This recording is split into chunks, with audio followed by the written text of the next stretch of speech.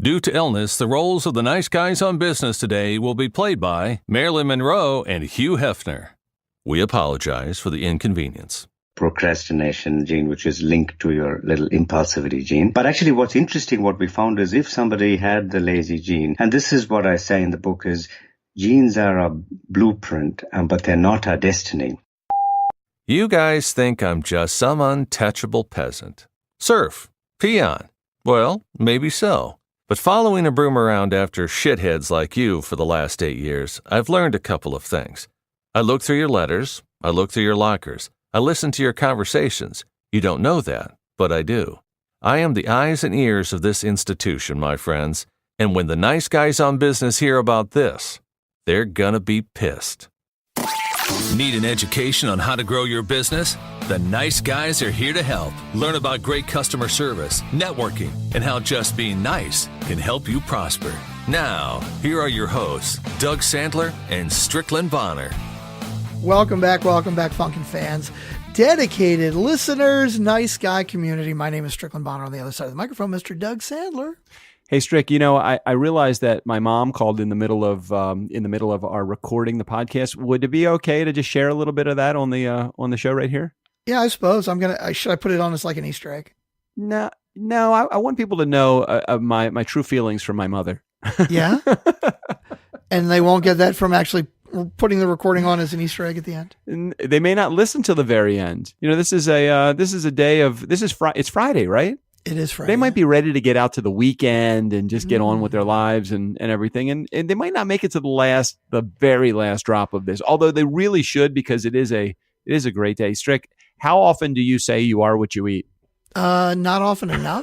Not often enough. But wait a minute, that would be like you're getting into actually talking about the guest, and it's way too early in our intro. Oh, it's too early. Okay, but how about, should we talk about our diets? You want to talk about that at all? So you want to talk about the guest right away? Is what you're No, we don't have to talk about Sharad already, but that's okay. Did you have another subject? I have a feeling there's something that you want to talk about. Well, there was one that we teased on Thursday that you said maybe we should just talk about this right, on an intro. Right, yeah. And so we don't have to talk about it, but you know what? We teased it on Tuesday. So okay. I'll bring it up. So Thursday. There is a saying in software development that there are three things. You can have it work, like you can have it be good, you can have it be fast, or you can have it cheap. You have to pick two of those three. You can't have all three. Right? Wait, you can't have good, fast, and cheap. Oh, yeah, I see what you're saying. Yeah, in software development, right? That's the big joke. These are the three things you have to pick two. Right. I heard an interesting twist on this the other day. I can't remember where I heard it now, but to succeed in business, you need capital, like you need funds, right? Right. You need knowledge, right? And you need drive. You have to have two of those. Now, if you have all three, even better in this particular case, right? But you have to have two to try to be able to get the third. And I thought that was really interesting, because there are a lot of guys out there that are entrepreneurs and maybe they're driven and they don't have the capital, right? You have no money. Okay, well, if you have drive, right? And knowledge, you can get the capital, right? And if you have capital and you have knowledge, you can hire people to have the drive, right? Or if you have capital and you have drive, you can hire people for the knowledge. I would argue that second one though. So you're saying if you have capital and you have knowledge, I don't know if I don't necessarily believe that trio as well as the other two that you had set in place, because I don't know that if you don't have any drive but you have capital and you have knowledge, I don't know that anything is motivating your ass to get up and do anything. That would be the tough one. I agree. I mean, if you've got enough capital, you can hire somebody else to basically drive it along. But I agree that would be the weakest one. But there are people out there that have tons of knowledge, and you know what? If you don't have the drive, it doesn't matter. Let's play the game for a second. So capital, knowledge, and drive. What do you think that you have? I have drive, and I think I have knowledge now. And it's funny because I have knowledge and I have drive too. And we have figured a way around the whole capital thing. Well, no, that's interesting too, because I guess it's how big you want to grow yourself, right? Like we don't have a huge monster company in Turnkey Podcast yet, so we don't have the capital. But if we wanted to grow really big, we would have to figure out how to get the capital. Well, I guess what you'd need to do is you have to determine whether you want to have a company that is scalable to a large extent, a large degree, or not. If you don't, if you always want to remain a small company, and when I say small company, I would say less than $2-3 million in business, because I think that wherever we're going with our business, I think $2 and $3 million is not unrealistic to think that that's where we could grow our business to. Mm-hmm. And then I think when you get to that point, that you don't need the money because you have the revenue that's coming in to help support the growth. The True. challenge is when you want to get too big too fast, or when you want to get big fast, not too big too fast, but actually when you want to get big fast, you do oftentimes, if you don't have the capital, you're going to have to find a venture capitalist or somebody to invest in your business, or you're not going to be able to do it at all. Right. Because I mean, even $2 or $3 million company, I mean, that's definitely considered a small company still. Yep. You know. Yep. Yeah. Agreed. That's a good topic. We should have talked about that yesterday. That is a good topic. It is one that we could actually create an entire show around capital, knowledge, and drive. Yeah, we could. What would be the best of the three that you if you could only have one of those, which would you want? I got mine. I think the whole point of the original with the software is it's basically saying, look, all three of these are important, okay, but you can only have two. And I think that's what's interesting about it is I don't know that there's a most important, like, let's say you really have drive and you have lots of drive, right? If you don't have the knowledge, you know what? You can get the knowledge, but you got to get that before you hope to make anything happen. Right. I think drive is critical, but if that's the only one you have, you got to figure out how to get the knowledge. If there's only one of those three that I would be allowed to have, and I had to get the other two, then I would rather have drive than any of the other two. Yeah. Because having money, if you have enough capital, you could find other people to do the drive. Right. You got to have a lot of capital. Yeah, but let's look at it this way. You're thinking about it as if you have enough capital and you actually have some motivation, which equals drive. If you have enough capital and you don't want to do anything, you're fucking you're going to sit on your ass all day. So a guy that's got a lot of money, that's got daddy's money or old money is not going to do anything. So no drive and no knowledge. You don't have to do anything. You only have knowledge, but you don't have any drive or any or any capital. Again, same thing. Drive is the number one thing that you need to have in order to grow a business. Fuck the other two things. You can always figure that out, because my mentality is, or the way that I think about it is, I've had plenty of things in my life that I have wanted, and I've had neither knowledge nor capital, but I've had a fuckload of motivation or drive, and I've gotten it. Okay. So that's it for me. Is Dr. Sharad Paul going to be offended that you just said fuckload? I don't know. I don't know. Well, looking at his website, drsharadpaul.com, he looks like a young guy, but I think he's like 102, right? I mean, he looks like he's about 40, but he is all about you eat to your gene type and you are what you eat. So it is interesting about it. We do talk a lot about the stuff that you put in your body. It is very, very, it's a cool conversation. It's not one that I really have put a lot of time into thinking about. And I think that the approach that he takes is that you increase your lifespan. You increase the amount of years that you're living by living well. So if you increase your health span, you increase your lifespan as well. So we talk about how is it that you can increase through diet your health span, which in turn will increase your lifespan. Wow, that's pretty cool. Pretty cool. It's topic. Deep. He's written a bunch of books, and his stuff is really, really interesting. He's done TED Talks, and I mean, he's got like skincare products, but he's also got like a genes test you can do to find out like how you should be eating, and it's very interesting stuff. Yeah, and he was also very flexible too, because I think I had to cancel on him at the last minute for the interview, and then he used no issue with rescheduling it. Then he had some microphone issues, and then we fixed that. I mean, the guy was all about making sure this was a good interview, and it was a good interview. It is an interview that pays, so it's got a good payoff at the end. So hang out to the very end, and then you don't want to miss the Easter egg that Strickland's probably going to put in there about my mom. Unless you've already put it in, sorry. So anyway, let's get to the interview. Dr. Sharad Paul here on the Nice Guys on Business podcast. We've all heard the term lifespan, but what about the idea of health span? Can you live a longer life? Yes, and that's great. But as Dr. Sharad Paul shows us today, it's really cool and kind of probably a more profitable thing to increase your lifespan by living well, having fun, being more productive, and looking better in the process too. I think that's something we can all agree upon. So that is what Health Span is really all about. So welcome, Dr. Paul, to the Nice Guys on Business podcast. It's my pleasure to be here. I am glad you're here. So can you share just a little bit about what got you here? Not here on the podcast, because I'm still thinking, I don't know why the hell you want to be here. but what it is that brought you to your career to get you to this point? It's really Dr. interesting Paul. because my main work in medicine is in skin and skin cancer, and really everybody, like you said, wants to look younger, and so everyone's asking me, what can we do to, reduce wrinkles and look younger?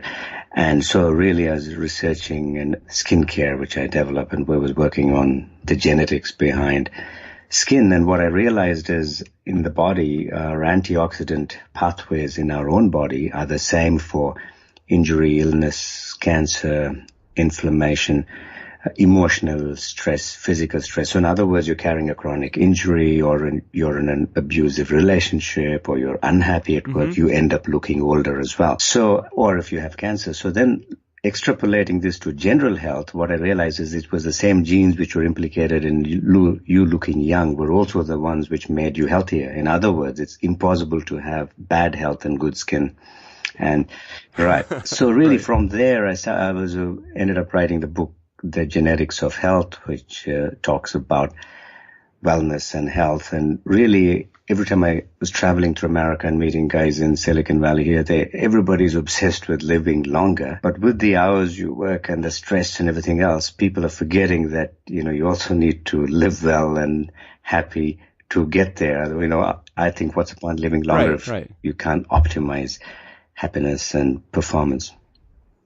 So tell me, because life is a journey, not a destination. So you can get from point A to point B, and at the other side, at point B, you can look really good. But do you have to be miserable in the process? So share a little bit about the journey that somebody should take in order to really live a life, not only a longer life, but a healthier life as well. I mean, does it always come down to eat better, get plenty of rest, and don't have so much stress in your life? How do you, because it sounds like you're probably a balance doctor as much as you are a skin doctor. I think, the general rules do apply, but having said that, different people have different genetic predispositions. So some people need inherently less sleep than other people. So we tend to lump everybody into one category, which we've found even in things like, looking at things like coffee or something, some people can metabolize it better than others. Similarly, we know that procrastination also has a genetic basis.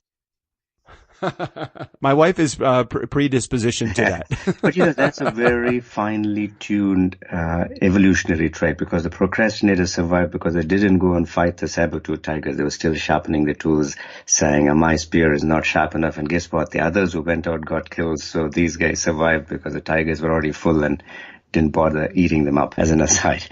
But anyway, the reality is, I think that it's important to, what I like to say is, write your own story, be it in business, any kind of work, medical work. That is part of living an authentic life, is really writing your own story. So say I teach creative writing as well to children in schools. And one of the things I say to them is 3 C's of writing. One is set the context. That means know what you're all about, what you would call defining your brand and business. And the second thing is they will then develop each of those characters which define it, and largely resolve the conflicts. And that's the same thing with life. So if you think, I need to, run a marathon, there may be certain things you need to prepare, and you need to know what are each of those.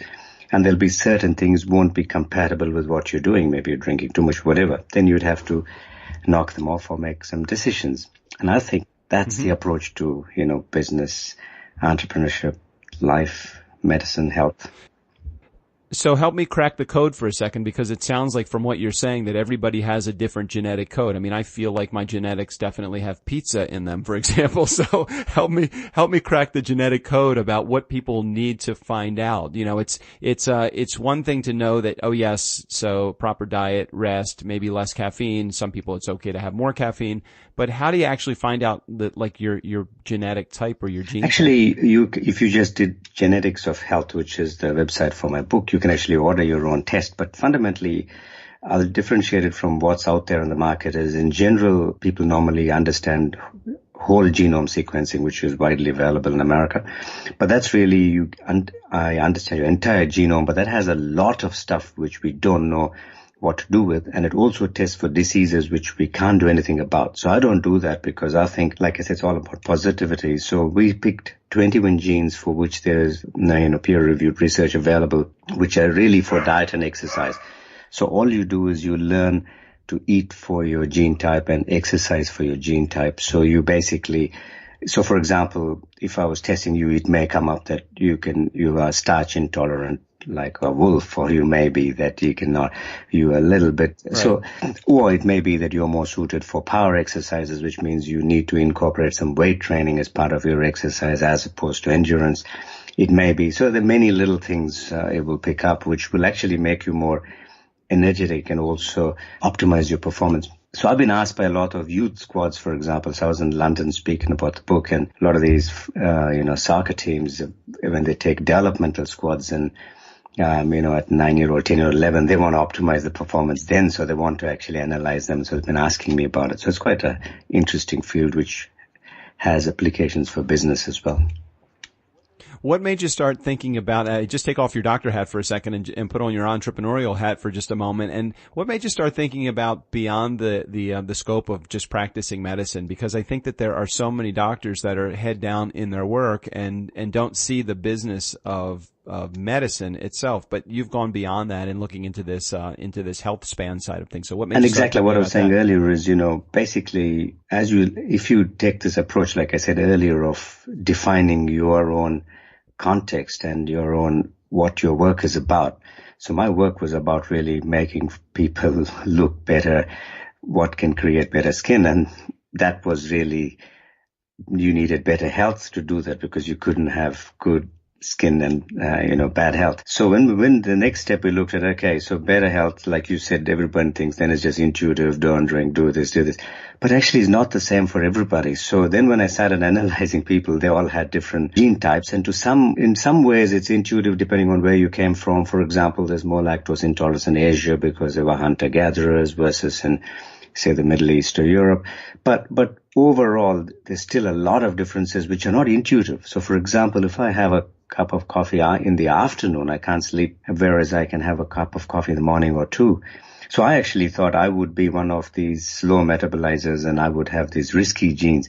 But in actual fact, it wasn't. It was there. So I can actually drink the coffee I want. It's actually good for me. But there are people who can drink coffee and would increase their risk of heart disease because they are slow metabolizers. So it's been interesting. So, really, now I've come to understand a lot more about it, that, how we can actually subtle adjustments. It's like coaching in business or whatever. We can subtly make little changes which actually optimize it, as simple as adding some weights to our training, running a bit more. But all these things, fundamentally, we're either suited for a bit more or not. I was going to say, is it possible to just be inherently lazy and be healthy, just like me? Yeah. Is that possible? They're actually funny. There's genes for different types of laziness. So in the chapter, the genetics of health, there is a chapter called the sluggish gene, and there are different types. So one is just pure laziness, which is the SLCD3 gene. Then there is a procrastination gene, which is linked to your little impulsivity gene. But actually what's interesting, what we found is if somebody had the lazy gene, and this is what I say in the book, is genes are a blueprint, but they're not our destiny. And I think that's a good thing for business as well. You see, in business, you have a blueprint, but it doesn't have to, your destiny can be made by you, how big you get or where you go with it. And really, that's one thing I like is, so what I found is that, if you have, for example, mice who have this lazy gene were put on endurance training, and within a generation, they started expressing the positive genes which made them love exercising. So in other words, what you do, you can also express new genes.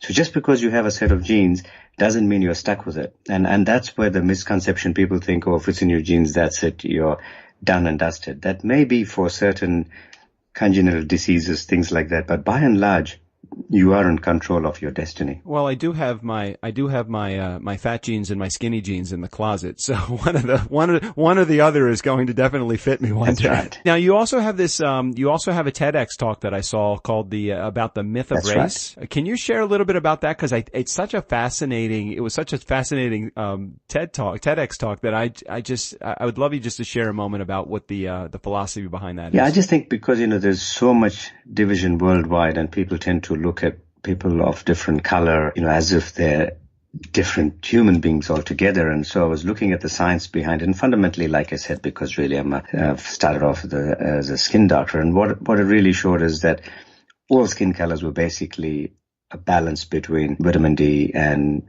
folic acid. So for example, skin in Africa was dark because the fundamental reason for existence of the brain is movement. So in other words, the more you move, the bigger your brain. So we know that people who sit on a couch, don't move, don't exercise, they have a higher risk of dementia, for example. So what happens is as people started walking more in Africa, the brain became bigger. And as you know, the brain is nothing but a computer. So you have a larger brain, you need a larger cooling system. So that's why we retained hair on our heads, but we lost fur elsewhere on our body. But when we lost fur, what happens is folic acid gets destroyed by sunlight, and so our skin darkened. But when these people migrated into Europe, there was not enough sunlight, so the skin lightened to absorb vitamin D, because if you don't have enough vitamin D, you get deformed and you develop rickets and you get bent and stooped over. And you could see how in the early stages, feelings of racial superiority could have come about because people would have seen the darker skinned people bent over and stooped just simply because they were diseased. And this was one thing I was saying, to prove this theory. I said, listen, I'm going to go to the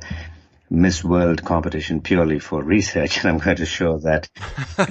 Sure you are. And I was going to show that, how Miss Norway would have a better tan than Miss Estonia, and that's how it turned out. The reason is because Latvia, Lithuania, Estonia, the 3 Baltic states, had warmer currents. So when people came to those places, they used to farm grain, and grain has no vitamin D. So those are the 3 whitest countries in Europe.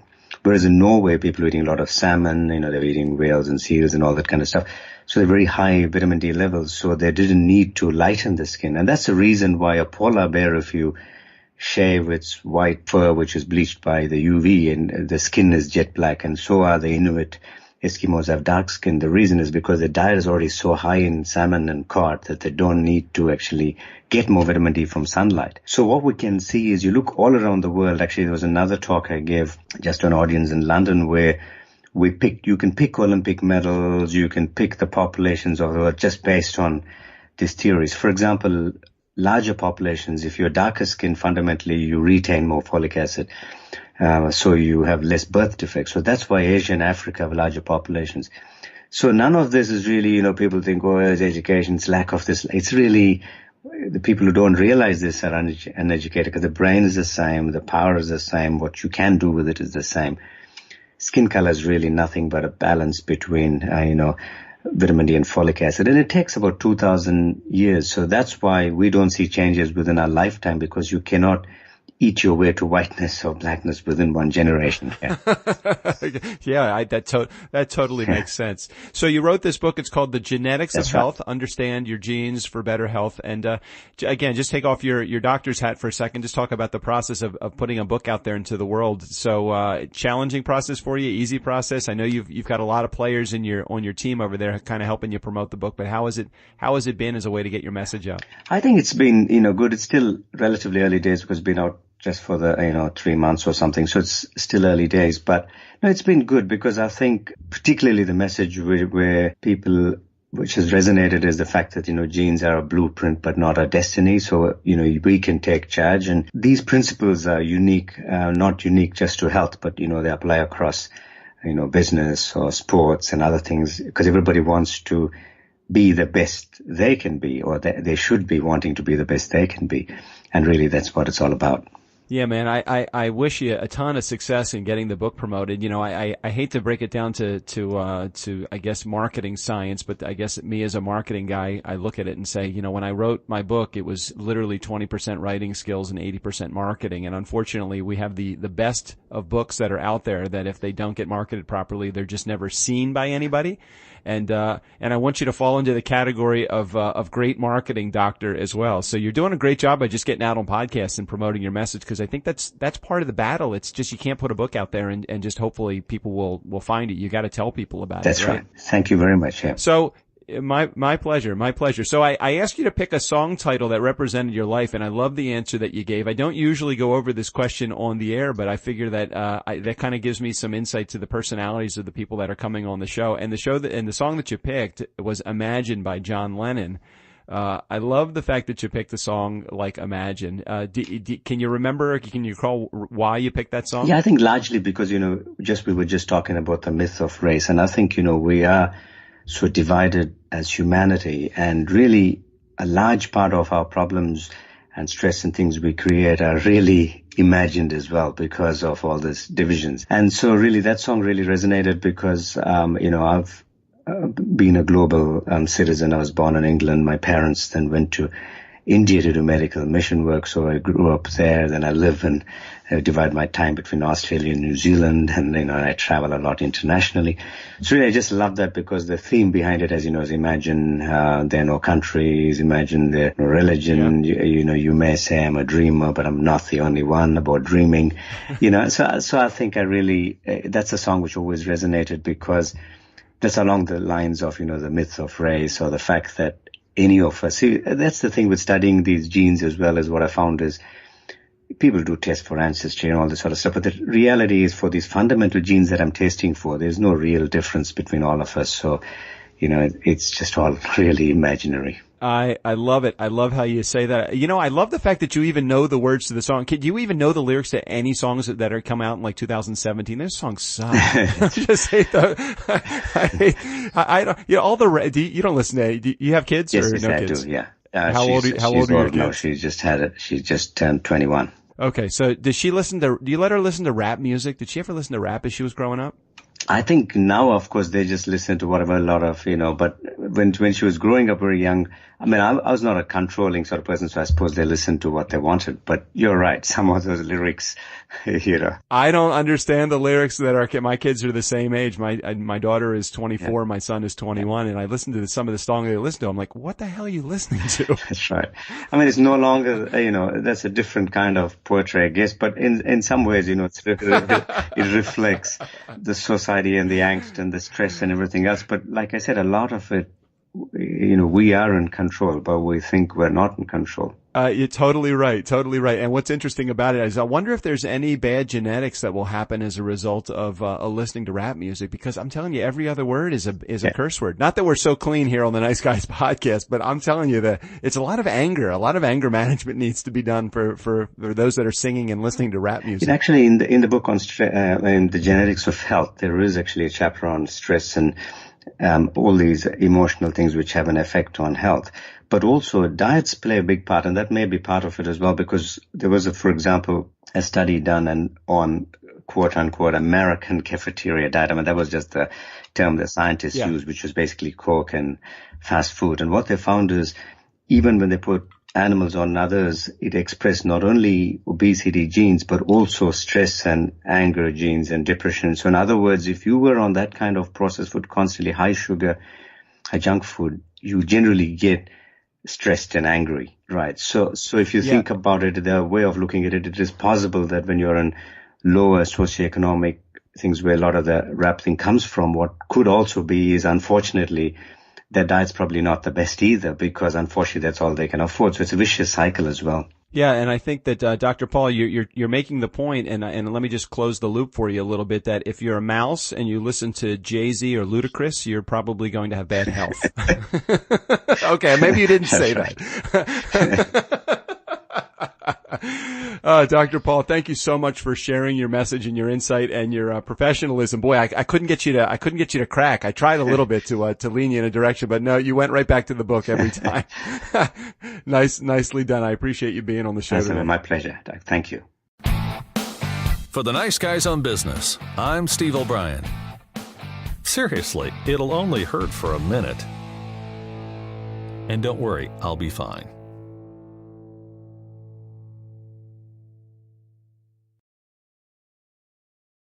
Wait a minute, hold on. Hi, Mom. Hi, honey. How are you? I'm doing great. What's going on? Oh, nothing. I'm just out doing a million errands. I just came from Nancy's house. The babies were in visiting.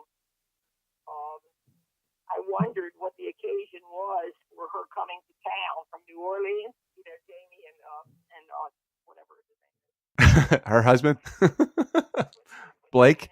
Yeah. He's such a nice guy. He really is. Yeah, he's a good guy. Anyhow, they came in because Bill had a return of some tumors, I'm afraid. Oh, geez. Okay.